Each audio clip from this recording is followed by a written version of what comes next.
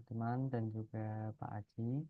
Perkenalkan, nama saya Adeling Balinda dengan NIM 22K10004. Pada kesempatan kali ini, saya akan menganalisis pengunjung mall menggunakan clustering. Jadi, tujuan dari analisis pengunjung mall ini untuk merekomendasi, memahami segmentasi pelanggan mereka sehingga dapat menentukan target pasar dan produk-produk yang seharusnya dapat mereka sediakan. Oke, pertama-tama saya menggunakan K-means clustering.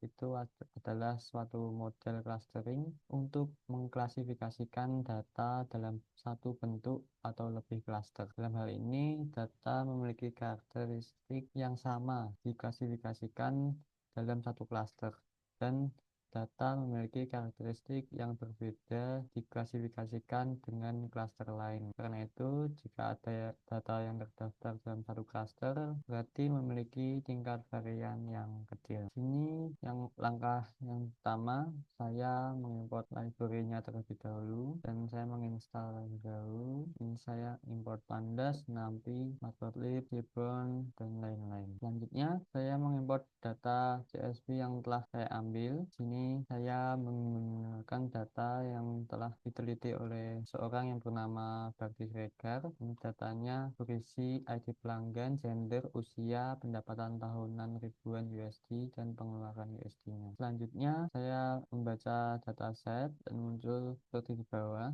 Ada ID, gender, usia, pendapatan tahunan, lalu tipenya ini usia. Lalu ada standar deviasi. Standar deviasi ini merupakan usia untuk mengukur sebaran varian data. Semakin besar nilai standar deviasinya, maka semakin beragam atau semakin luas variasi sebaran data. Ini ada deviasi usia 13 sekian, pendapatan 26 sekian, dan pengeluaran 25 sekian. Selanjutnya, saya membuat visualisasi gender, itu perbandingan jumlah pengunjung berdasarkan gendernya. Dan hasilnya perbandingan jumlah pengunjung wanita lebih tinggi dibanding jumlah pengunjung pria. Lalu ini adalah rasionya, ada 112 wanita dan 88 pria. Ini dalam bentuk rasio yang lain, 56% dan 44%. Lalu saya menganalisis statistik usia, yaitu mean, median, dan modus, yang berfungsi untuk melihat distribusi sebaran frekuensi usia pelanggannya. Jadi bisa dilihat mean usia 38,85,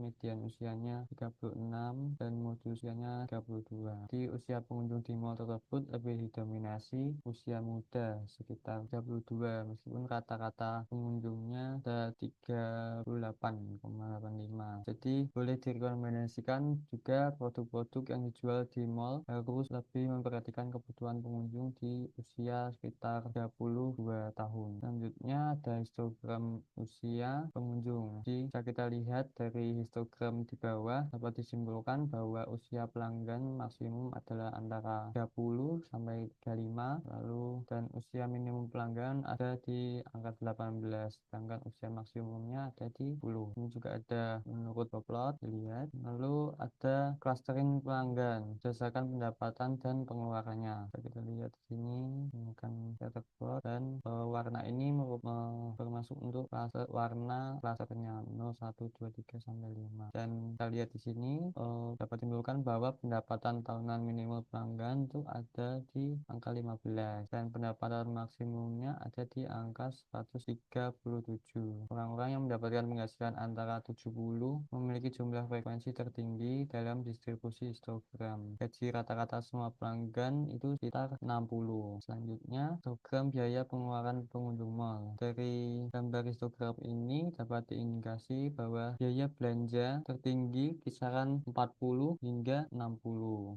Analisis deskripsinya, perbelanjaan pengunjung mall adalah minimal 1 dan maksimal 99 dan rata-rata 50,20. Lalu ini ada visualisasi dua dimensi clustering dengan VCA menurut gambar ini. Selanjutnya ada menggunakan metode elbow method. metode. Dari gambar ini dapat disimpulkan bahwa 6 adalah jumlah klaster yang tepat karena tampaknya muncul di tikungan di plot siku. Lalu yang kedua adalah metode siluet atau siluet method. Dari gambar ini dapat disimpulkan bahwa 6 adalah jumlah klaster yang tepat karena memiliki rata-rata tertinggi. Simulasi tersebut mencoba mulai dari 2 klaster hingga 10 klaster dan hasil menunjukkan terjadi peningkatan rata-rata luas siluet hingga pada klaster ke-6. Setelahnya dimulai dari klaster 7 hingga klaster 10 ini mengalami penurunan luas rata-rata siluetnya dengan 6 siluet tertinggi 0,42. Selanjutnya teknik ketiga yaitu statistik untuk menentukan jumlah klaster yang optimal. Dari gambar ini yang optimal adalah K sama dengan 6 sebagai klaster yang paling optimal. Klaster 6 adalah yang paling optimal. Lalu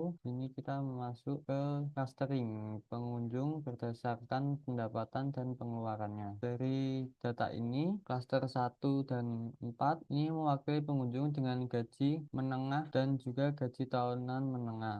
Sedangkan klaster 2 ini menunjukkan pengunjung dengan pendapatan tahunan yang tinggi dan pengeluaran tahunan yang rendah. Lalu klaster 3 ini menunjukkan pengunjung dengan pendapatan tahunan rendah serta pengeluaran tahunan yang rendah. Dan klaster 5, klaster yang mewakili pengunjung dengan pendapatan tahunan yang rendah tetapi pengeluaran tahunannya yang tinggi. Dan yang keenam, klaster 6 ini klaster ini mewakili pengunjung yang memiliki pendapatan tahunan tinggi dan pengeluaran tahunan yang tinggi juga. Selanjutnya ada segmen pelanggan mall berdasarkan pengeluaran dan usia. Dari data ini klaster 1 dan 6 mewakili pengunjung usia muda antara 25 sampai 40, 25 sampai 35. Lalu ketiga 2 dengan pengeluaran tinggi. Sedangkan klaster 2 dan 5 menunjukkan pengunjung usia paling dominan yaitu antara 30 sampai 60 dengan pengeluaran yang rendah. Dan klaster 3 menunjukkan pengunjung usia tua 45 ke atas dengan pengeluaran menengah sekitar 50 USD.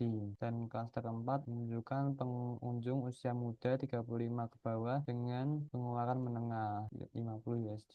Lalu berdasarkan pendapatan dan usia, klaster 1 dan 2 ini mewakili pengunjung pendapatan rendah di bawah 50 per tahun, usia muda dan tua. Klaster 3 dan 4 menunjukkan pengunjung pendapatan menengah dan usia lebih besar dari 45 dan lebih kecil 40. Klaster 5-6 menunjukkan pengunjung pendapatan tinggi dan usia lebih besar dari 45 dan lebih kecil 40. Oke, jadi kesimpulannya dengan bantuan klasifikasi metode clustering dimensi ini dapat memahami variabel yang jauh lebih baik sehingga memudahkan untuk mengambil keputusan dengan baik dan benar. Jadi dengan identifikasi pelanggan ini perusahaan dapat merilis produk dan layanan mereka yang menargetkan pelanggan berdasarkan beberapa parameter seperti pendapatan usia,